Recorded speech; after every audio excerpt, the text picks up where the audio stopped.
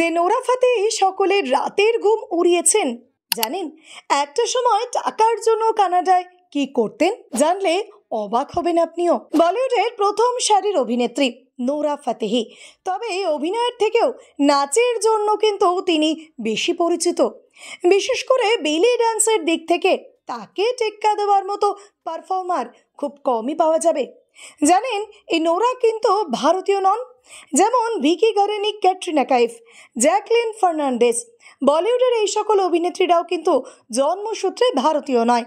তা সত্ত্বেও তারা ভারতকে ভালোবেসে এখানেই থেকে গিয়েছেন এবং নাম কামিয়েছেন বলিউডে।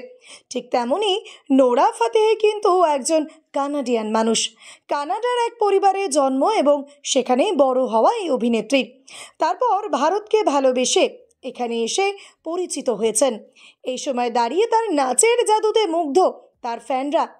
এই নোরা সম্পর্কে জানা গেল এক বিশেষ বিষয়, যা শুনলে তাজ্জব হয়ে যাবেন নোরার ভক্তরা। কানাডায় আর 5 জন সাধারণ ছেলেমেয়ের মতোই বড় হচ্ছিলেন নোরা ফাতেহি। সাধারণভাবেই স্কুল কলেজে যাতায়াত করতেন, আর সেই সময় স্কুলে পড়াকালীন বাড়তি পকেট মানির জন্য নানান কাজ করতেন তিনি। একবার এক কুকিং শোয়ে অংশগ্রহণ করে নোরা জানিয়েছিলেন এই ধরনের কাজ সে আগেও করেছে, আর সে জানে এই কাজে কতটা পরিশ্রম করতে হয়। কারণ ছোটবেলায় স্কুলে পড়তে একটু এক্সট্রা পকেট মানির জন্য সে একবার হোটেলে ওয়েটারের কাজও করেছে।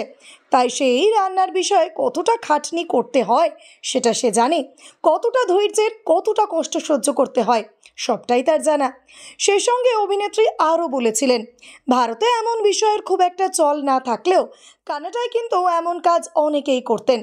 অনেকেই তাদের পড়াশোনার ফাঁকে রোজগারের জন্য কাজ করতেন। এটা খুবই সাধারণ বিষয় ছিল সেখানে।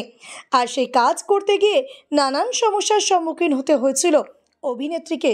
ভিডিওটি ভালো লেগে থাকলে অবশ্যই লাইক, শেয়ার, সাবস্ক্রাইব করবেন আর কমেন্টে অবশ্যই জানাবেন আপনি কোথা থেকে দেখছেন।